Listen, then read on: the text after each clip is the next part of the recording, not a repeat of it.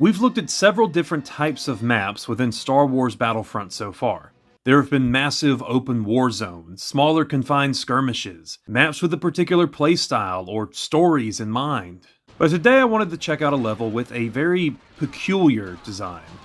And with Halloween around the corner, a map with a slightly sinister and creepy edge to it. Yavin Arena is a map I returned to recently for another video of mine, where I made new levels for the Rise of the Empire campaign. I'll link that video in the description if you want to check it out. But while playing, I was struck by the strange nature of this map, which has always stuck out to me. Yavin Arena is one of those iconic locations that is synonymous with the original Battlefront. One of those maps that made me stop playing the second game and go back to the first, despite the fact that my feelings on Arena have changed so much over the years. I remember not enjoying it when I was younger, but recently I've developed a fondness for it. But returning to it now, after all these years, and now with an eye for design and layout, so many elements strike me as odd, as well as nostalgic.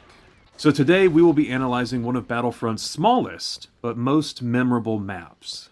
Now, Yavin Arena is, unsurprisingly, laid out like an arena. It hosts 5 command posts spread across a large walled courtyard with the titular Coliseum at its center. At the south end is the gate, allowing admittance into the area. The northernmost building is a temple-like structure called the Altar.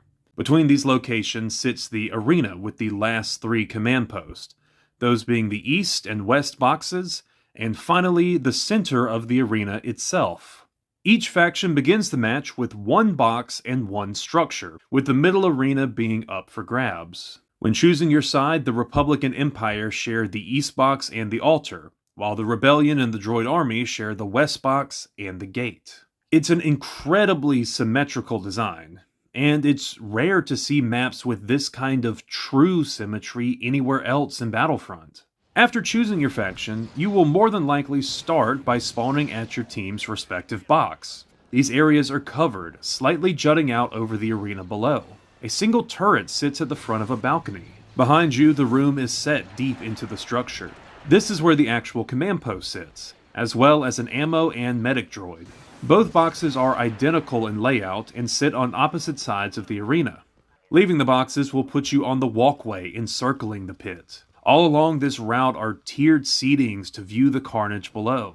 Ramps lead towards entrances and higher walkways. Every so often, doorways can be found along the sides of the structures, which take you through corridors leading outside. Due to this being a ruin, several parts of this temple have collapsed, leading to broken walkways and piles of rubble which form their own paths down to the cage below.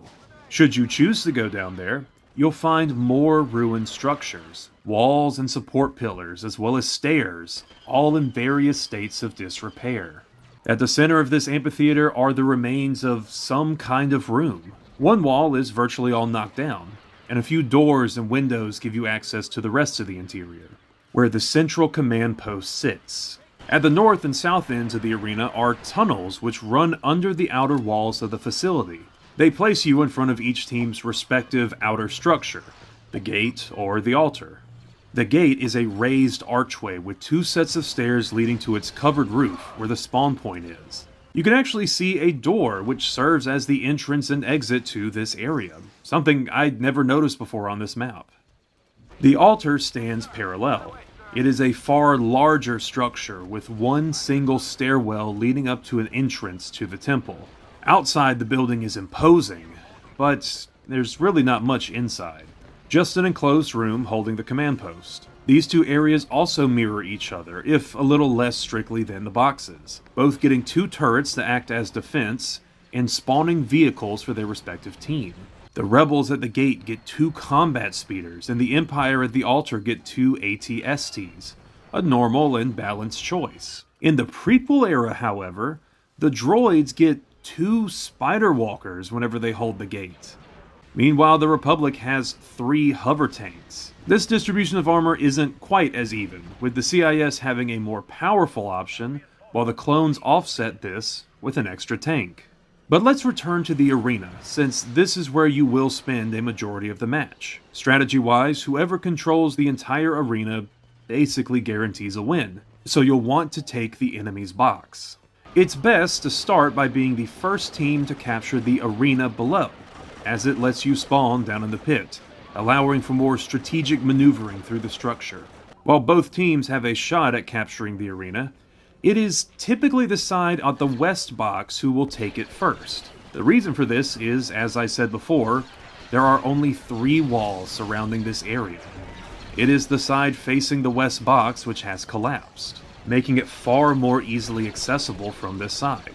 Now, on the east side, that wall is still up, and while there are doors on both the north and south sides closer to the east, other walls and structures can make getting through them just a tad longer. Now, of course, it is the Republic and Empire starting in the east box, meaning that they can utilize their jetpack units to skip right over these walls. But all of this is offset, of course, by the fact that when you play against bots, the way I do for these videos, you, the player, spawn in a few seconds earlier than everyone else, meaning you will have a solid head start no matter where you start from. Fighting down in the pit is all close quarters. Bring a unit who can thrive in that sort of environment, such as a standard infantry, a pilot, or specialist class to make the most of it. It is easy to flank and get flanked within these narrow confines. Enemies can come from all sides. Not only do they come from the viewing boxes, but also through the aforementioned entrances to the outer command post. The turrets up on the balcony also have a decent line of sight, as do any snipers who might be supporting them. It is appropriate that a gladiatorial arena is so deadly after all. While it is a great place to rack up the kills, being down in this pit is also just as surefire a way to get yourself killed. Now, once you've captured the arena, your goal needs to be the enemy's original post. Since the boxes are so close to each other, you're able to start fighting the other side as soon as you spawn in, and they will do the same. By utilizing marksmen or even infantry units, you can start blasting straight across the arena. The turret each team starts with will also provide devastating power, effectively giving each team the ability to spawn kill the other. But as I've stated before in other videos, anyone using this cannon is an easy stationary target. You can utilize rockets or EMP blasts to take out the enemy's gun for a time. Just remember that this goes both ways. Honestly, this constant exchange of fire between the two viewing boxes always reminded me of battleships broadsiding each other. Each vessel's crew desperately trying to diminish the other, but the volley will continue until one side ultimately boards. Eventually, you will need to actually take the enemy's post. You can approach from a few different angles. By starting down in the arena, you're halfway to your target. All you then need to do is climb up one of the embankments and begin the assault. The drawback is that you have to literally fight an uphill battle, not to mention the dangers of being down in the arena I mentioned before. Alternatively, you could go around the outer walkway. While taking a bit longer, you don't have to deal with the close quarters combat down in the pit. What you do have to contend with is being far more exposed for far longer. Enemy snipers or even a lucky shot down below can get you. There are other methods we will discuss later, but these are your main routes of reaching the enemy box. Then it's just a matter of capturing it. Once you're there, you will need to get deeper into the room since the actual command post and its capture radius are further in. Now you face the challenge of being within a confined room that acts as a spawn point. The best strategy I found was to move all the way to the back and camp out near the medical droid. You can use it for some minimal cover, but you'll want to be ready to strike the second an enemy appears. Any damage you then take will be healed, so it really comes down to quick reaction time and patience. Your reward is complete control over the center of this map, effectively the entire battle. The remnants of the opposing force may manage to steal away the arena while you're occupied, but now you surround them, making recapture trivial. So long as they haven't taken the opposite box, you have basically won the battle. Now, it's just time for cleanup. So far, all I've done is talk about inside the arena, but I haven't said much about the outdoor section, and that's because there's really not much to tell. Despite making up almost half of the map, basically nothing of consequence will happen outside the arena. Should you choose to spawn at one of the outer posts, you can take one of your team's tanks and travel down one of the two lanes to the other side of the map, and along the way you might run into one or two enemy units and most likely one of your opponent's vehicles, leading to a brief battle. And once you do make it to the other side, you'll have to deal with enemies throwing grenades and rockets at you, turrets chipping away at your defense, and fresh tanks ready to meet your advance. It's not too much to deal with if you're careful, and while it does give you a chance to grab some cheap kills, it won't help you that much in the long run. The real purpose of these posts is to serve as a last stand.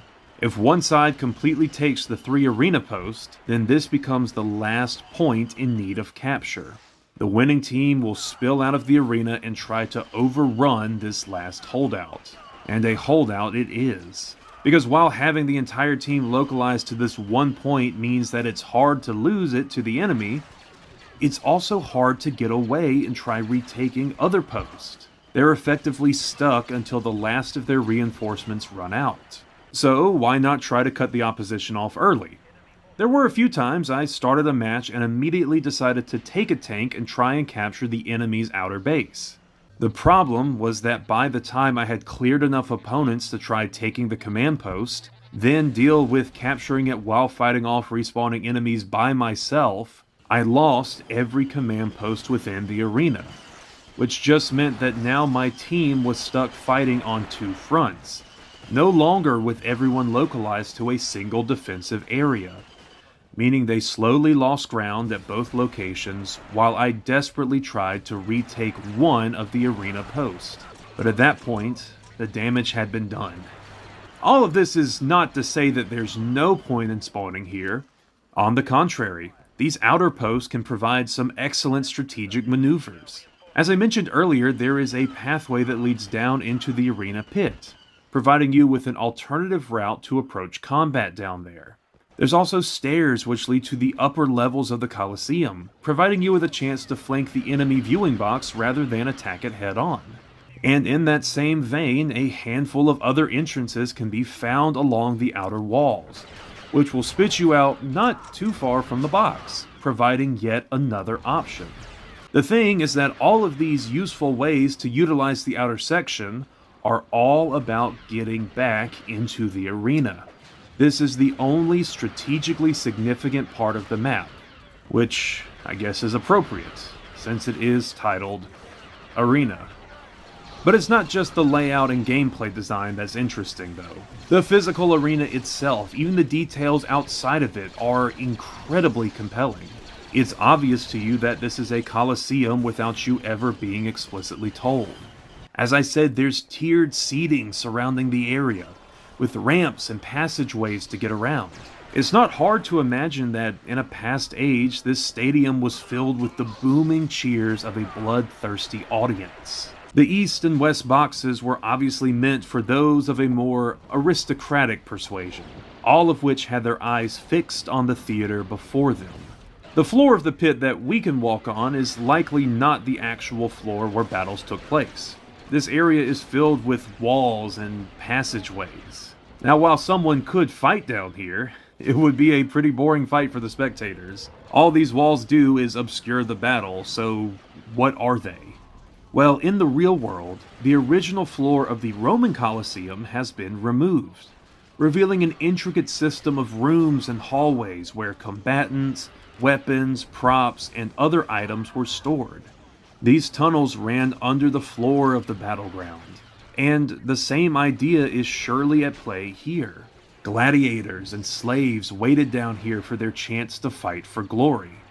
And now, 4,000 years later, it's the innards of the arena on display rather than those of the fighters.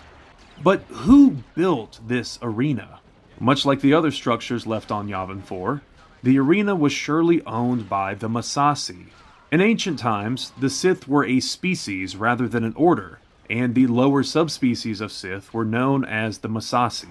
They came to Yavin, where they were ruled by various ancient Sith lords, such as Naga Sadow and Exar Kun.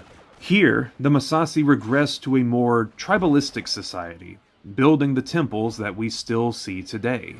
So not only is this arena tinged with death, but with the stain of the dark side itself.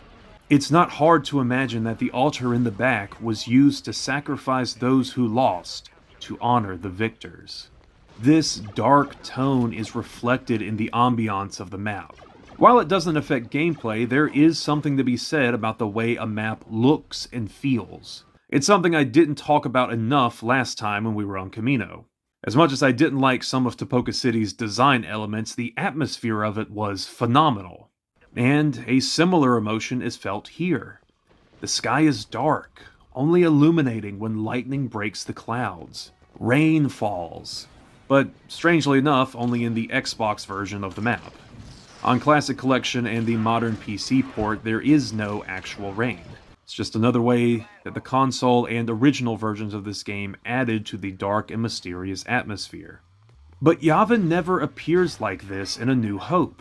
Instead, this map was inspired by Yavin's other major appearance. In the 2003 Clone Wars micro-series, Anakin chases Asajj Ventress to the planet, where the two engage in a duel throughout the jungle, eventually finding themselves among old Sith ruins as a storm blows in. It's one of the most striking scenes, and while they don't visit this specific arena, it is clearly the origin of this map. And while on the subject, let's talk about a few pieces of trivia related to Yavin Arena, starting with the fact that it was added to Battlefront 2 through the Xbox Live patch, along with 3 other maps from the first game. However, that dark ambience I spent the last few minutes talking about is gone, with the rain and storms replaced with the warm light of a rising sun. And while it's not a bad look on its own, you can almost imagine it's the morning after that intense duel between Anakin and Ventress, it still detracts from the aura the original arena had. Asajj Ventress was also added to the game in this patch and becomes the separatist hero for Yavin Arena. Anakin Skywalker, who only appears in base instant action as an Imperial hero on Mustafar, now appears as a hero for the Republic, further solidifying the connection to the micro-series. Now, while not specific to this map, Battlefront takes a lot of other inspirations from the Clone Wars series. I'll likely make a separate video talking about it one day, but things like the sniper rifle used by the droid marksman and the rocket launcher wielded by the Republic Heavy were first seen in this cartoon. The inclusion of the ARC Trooper himself is a part of this. In fact, I've mentioned before how a 6th unit was planned for each faction. For the Republic, this would have been a clone commander armed with a grenade launcher. The model would have been a red ARC Trooper, just like Captain Fordo. But he was ultimately cut. Now back to the original map, there are a lot of cool smaller details, like the aforementioned door at the gate, and even this pair of flags which hangs on the 4 walls of the arena. I tried looking up what this symbol was, but I could not find a match for it on Wikipedia or the other places I searched. But clearly it is some kind of Massassi sigil. 2 flags are red, while the other 2 are blue. An interesting detail. That brings up one last point of discussion. I think most people will agree that the original Battlefront is at its best in large, sprawling maps. Even smaller levels manage to spread the fighting over multiple areas which have strategic significance.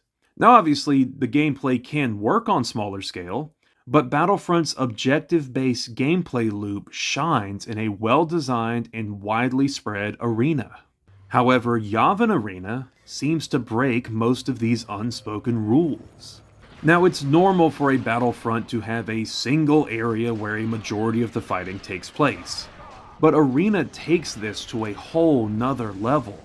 Everything happens within the walls of the Colosseum. These outer lanes see virtually no combat, save a handful of tanks that will run into each other and destroy themselves before crossing. The Spider Droid in particular is ill-equipped to travel these paths due to its large and wide frame, which can easily get caught on the handful of trees, or every once in a while a patch of leaves might obscure your sight if you're driving one. Almost no enemies patrol here, and once on the other side, only a handful of opponents are there. Like I said before, little is meaningfully gained by coming this way. The arena is where things of note happen. But strangely enough, that's all that's needed. The amphitheater is so tightly designed that combat feels solid and rewarding within its walls. It feels like a complete map, with no need for the outer areas. And while I am glad that they exist, and since they have use for alternate tactics and the in-game holdout sections, the outside parts of the level almost feel like a formality to try and make the map bigger.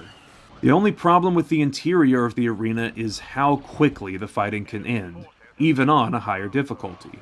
Not that Battlefront matches are particularly long, but my first 4 matches all saw an intense but short battle that led to me taking total control of the arena and getting the subsequent victory.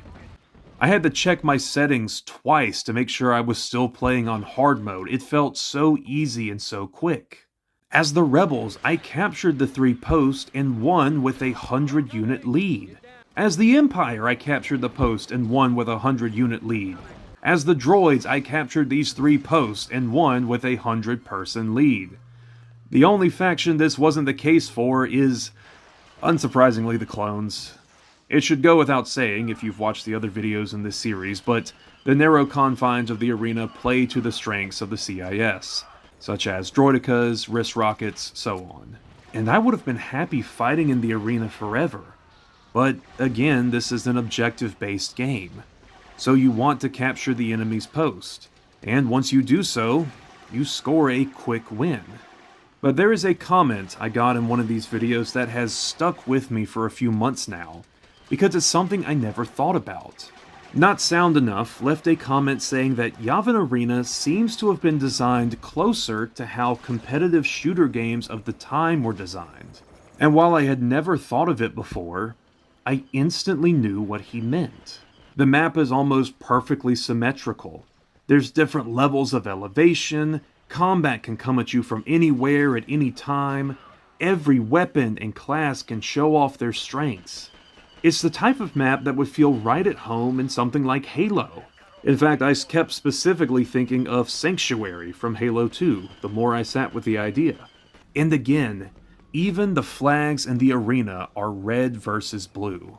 I mean, why are we even here in this box canyon? Now, this is not to say that the map is poorly designed. On the contrary, it takes a well-designed and balanced map to make every aspect of a competitive combat shooter shine. It's just a different design than anything else seen within the original Battlefront. Yet despite being different, it fits in just fine. The only weaker elements are the spots outside of the arena, but when those areas become final stands, they feel a bit more in line with everything else seen in this game. Yavin Arena is strange compared to the other offerings within Star Wars Battlefront, but it is also unique because it offers what no other map can. But what do you think of Yavin Arena? I know this is a fairly divisive map, with a lot of people really enjoying it, but also a very vocal group expressing their lack of interest in it, how much they don't like it. Do you see the competitive shooter elements present in the map? It really makes me wonder if it was designed with that in mind or if it is just a coincidence, because we really don't know. Either way, it's very striking and memorable like the other maps within this game. Like I've said before, I have analyzed many of the other maps within Star Wars Battlefront and planning on doing so for everything within the Battlefront series. So if you want to go watch that playlist, then go check it out, and otherwise leave a comment recommending what map you want me to look at next. But I will see you guys in the next one. Bye-bye.